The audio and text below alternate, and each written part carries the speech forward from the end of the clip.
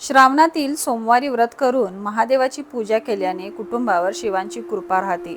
भगवान शिवाला भोलेनाथ म्हणतात, कारण ते अल्पभक्तीने देखील प्रसन्न होऊन इच्छापूर्ती करतात.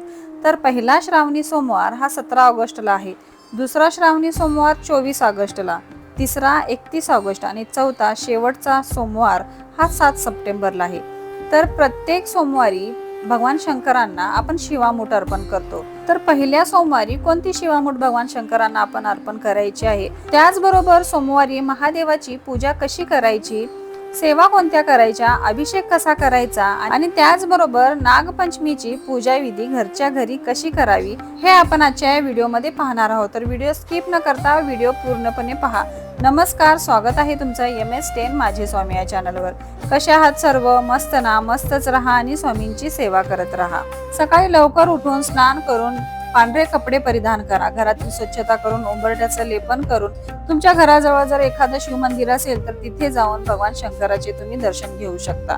आता सोमवार म्हटला की भरपूर गर्दी असते मंदिरामध्ये. जर तुम्हाला शक्य असेल मंदिरामध्ये जाऊन पूजा करणे, अभिषेक करणे तर तुम्ही करू शकता, किंवा घरच्या घरी देखील आपण आपल्या घरामध्ये भगवान शंकराच्या पिंडीवर आपण शास्त्रोक्त पद्धतीने पूजा, सेवा, अर्चा करू शकतो.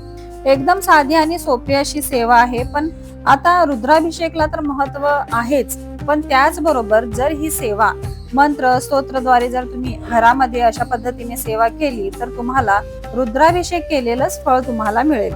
तर सगळ्यात पहिली गोष्ट म्हणजे सोमवारी उपवास करावा. फलाहार तुम्ही घेऊ शकता, त्याचबरोबर चहा, कॉफी, ज्यूस वगैरे तुम्ही फलाहार थोडाफार घेऊ शकता. कुणी कुणी फक्त पाण्यावर देखील उपवास करतो, कोणी निर्जल असं उपवास करतं. तर तुमच्या शारीरिक दृष्ट्याने तुम्हाला जसा जमेल तसा तुम्ही उपवास करू शकता. उपवास हा संध्याकाळी सेवा आरती करून उपवास सोडायचा असतो. महादेवाच्या सेवेसाठी सगळ्यात उत्तम काळ कोणता, सगळ्यात उत्तम वेळ कोणती, तर 4:30 ते 7 म्हणजेच प्रदोष काळ हा भगवान शंकराच्या सेवेसाठी उत्तम मानला जातो.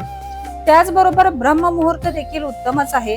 जर तुम्हाला ब्रह्ममुहूर्तामध्ये उठून सेवा करणे शक्य नसेल तर तुम्ही 10च्या आत सगळी सेवा, अभिषेक, आरती आवरून घ्या, किंवा मग तुम्ही 4:30 ते 7च्या दरम्यान या सगळ्या सेवा करू शकता. तर सर्वात आधी काय करायचं आहे आपल्याला, तर सर्वात आधी आपल्याला भगवान शंकराचा अभिषेक करायचा आहे.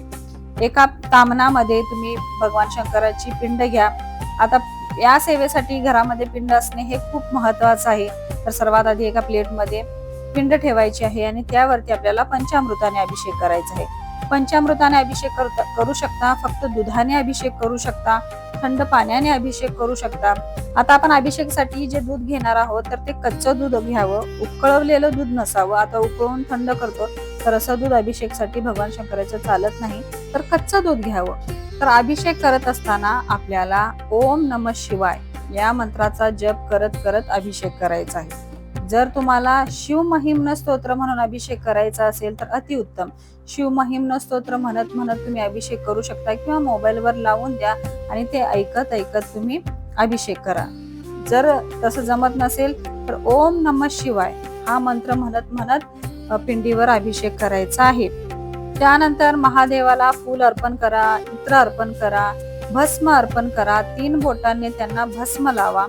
चंदन लावू शकता, हळदी कुंकू व्हायचं नाही. पिंड ठेवत असताना त्याखाली बेलपत्र ठेवायचं आहे पालथं करून, त्यावरती पिंड ठेवायची आहे. मग आपल्याला चंदन, भस्म हे अर्पण करायचं आहे देवाला. त्याचबरोबर फुलं अर्पण करायची आहेत. पांढरी फुले विशेष करून या दिवशी आपण महादेवाला अर्पण करत असतो. आता बेलपत्र व्हायचे आहेत. तर बेलपत्र कशा पद्धतीने व्हायचे आहेत आपल्याला, तर बेलपत्र घ्यायचं आहे, त्यावरती आपल्याला चंदन लावायचं आहे. चंदन लावून ओम नमः शिवाय हा मंत्र जाप त्या बेल पानावरती आपल्याला करायचा आहे. 11 घ्या, 21 घ्या, किंवा 108 बेलपत्र घ्या. प्रत्येक बेलपत्राला चंदन लावायचं आहे, किंवा राम असं नाव लिहिलं तर अतिउत्तमच.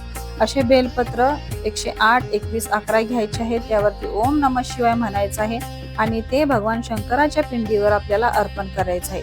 बेलपत्र कधीही अर्पण करत असताना बेलपत्र पालथं अर्पण करायचं आहे.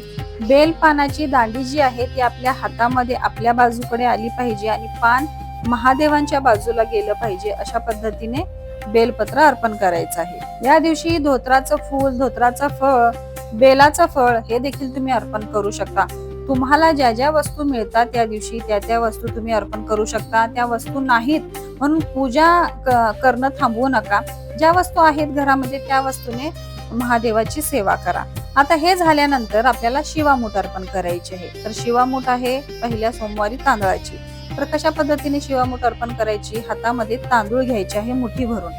तर ते तांदूळ भगवान शंकराच्या पिंडीवर धरायचे आणि थोडेसे ओले करायचे. 3 चमचे पाणी घालायचं त्या तांदळावरती आणि मग भगवान शंकराच्या पिंडीवर आपल्याला ते तांदूळ हळूहळू सोडायचे आहे. कधीही कोरडं धान्य भगवान शंकराच्या पिंडीवर सोडायचं नाही. थोडंसं ओलं करून ते धान्य सोडायचं असतं. तर थोडंसं ते ओलं करा तांदूळ आणि हळूहळू भगवान शंकराच्या पिंडीवर सोडा. पिंडीवर सोडत असताना एक मंत्र तुम्हाला म्हणायचा आहे. तो मंत्र असा आहे, शिवा शिवा महादेवा, माझी शिवामूठ ईश्वरा देवा, मनातल्या इच्छा पूर्ण कर रे देवा. हा मंत्र तुम्हाला म्हणायचा आहे. नाहीतर तुम्ही फक्त ओम नमः शिवाय, ओम नमः शिवाय म्हणून देखील हे शिवामूठ अर्पण करू शकता. हा मंत्र तुम्हाला 3 वेळा म्हणायचा आहे. शिवा शिवा महादेवा, माझी शिवामूठ ईश्वरा देवा, मनातल्या इच्छा पूर्ण कर रे देवा. हा मंत्र 3 वेळा म्हणायचा आहे तुम्हाला. शिवामूठ सोडायची आहे आणि ओम नमः शिवाय, ओम नमः शिवाय म्हणून 3 वेळा म्हणून तुम्हाला शिवामूठ सोडायची आहे. त्यानंतर भगवान शंकरांना तुम्ही फळाचा नैवेद्य ठेवायचा आहे. गोडाचा नैवेद्य ठेवू शकता, फक्त फळांचा नैवेद्य ठेवू शकता. तर या दिवशी कापूर आरती करायची आहे. कर्पूर आरती म्हणतात. तर कापुराची आरती भगवान शंकराची यावेळी म्हणायची आहे. कोणतीही आरती भगवान शंकराची या दिवशी तुम्ही म्हणू शकता. तर ही झाली पूजा, अभिषेक. आता सेवा कोणती करायची या दिवशी? तर या दिवशी शिवलीलामृत ग्रंथातील 11वा अध्यायाचं पठण आपल्याला करायचं आहे. 11वा अध्यायाला रुद्राध्याय म्हटलं जातं. हे अध्याय पठण केल्याने आपल्याला रुद्रपठणाचं फळ मिळतं. त्यामुळे शिवलीलामृतातील 11व्या अध्यायाचं पठण या दिवशी आपल्याला करायचं आहे. शिवलीलामृताचा ग्रंथ तुमच्याकडे नसेल तर मोबाईलवर, गुगलवर जर तुम्ही शिवलीलामृत अध्याय 11वा असा जर सर्च केला तर तुम्हाला त्याचे PDF येतील. तर मोबाईल मध्ये बघून तुम्ही वाचू शकता किंवा युट्यूबवर 11वा अध्याय लावून तुम्ही ते श्रवण करू शकता. या सेवेसोबतच तुम्ही शिवस्तुती म्हणू शकता. शिवस्तुती, शिवस्तोत्र हे देखील तुम्ही याचं देखील पठण करू शकता. यावेळी माळ जप करायची आहे. महामृत्युंजय मंत्राचा 1 माळ जप करायची आहे. तसेच ओम नमः शिवाय या मंत्राचा देखील तुम्हाला 1 माळ जप करायची आहे. जास्त तुम्ही करणार असाल तर 3, 5, 9, 11 या पद्धतीने देखील तुम्ही करू शकता. पण किमान 1 तरी माळ जप या दिवशी आपल्या घरामध्ये झाली पाहिजे आणि पठण देखील झालं पाहिजे. आता काही लोकांना वेगळी पूजेची मांडणी करायची असते. तर ती वेगळी पूजेची मांडणी कधी उचलायची? तर तुम्ही पूजा झाल्यानंतर, तुमची आरती वगैरे झाल्यानंतर लगेच ती पूजा मांडणी उचलू शकता. किंवा तुम्ही संध्याकाळी उपवास वगैरे सोडून किंवा संध्याकाळची आरती वगैरे करून देखील ती पूजा मांडणी तुम्ही उचलू शकता. लगेच उचलणार असाल तर लगेच देखील उचलू शकता. पण जे आपण धान्य अर्पण केलेले आहे, म्हणजे जे आपण तांदूळ अर्पण केलेले आहे, ते तांदूळ गोळा करून घ्यायचे, त्याला स्वच्छ वाळवायचे आणि मग त्या तांदळामध्ये थोडेसे आणखीन तांदूळ जास्त घालून ते एखाद्या गरीब व्यक्तींना दान करायचे. त्यातले थोडे तांदूळ काढून तुम्ही आपल्या तांदळाच्या डब्यामध्ये देखील टाकू शकता आणि थोडेसे तांदूळ आपल्याला ते गोरगरिबांना दान करायचे आहे. आता सोमवारच्या दिवशी नागपंचमी देखील आलेली आहे. तर असा योग दुर्मिळच असतो. तर या दिवशी आपल्याला नागपंचमी देखील साजरी करायची आहे. नागदेवतेची देखील आपल्याला पूजा करायची आहे. प्रत्येकाच्या कुल परंपरेनुसार नागदेवतेची पूजा केली जाते. तर आपापल्या कुल परंपरेनुसार तुम्ही नागदेवतेची पूजा करा. आता काही ठिकाणी गावी वगैरे वारुळाची पूजा केली जाते. बायका वारुळाची पूजा करतात. तर आपल्या इथे म्हणजे शहरी भागामध्ये काय करतात की नागदेवतेचं मंदिर असतात, तिथे जाऊन त्यांची पूजा सेवा केली जाते.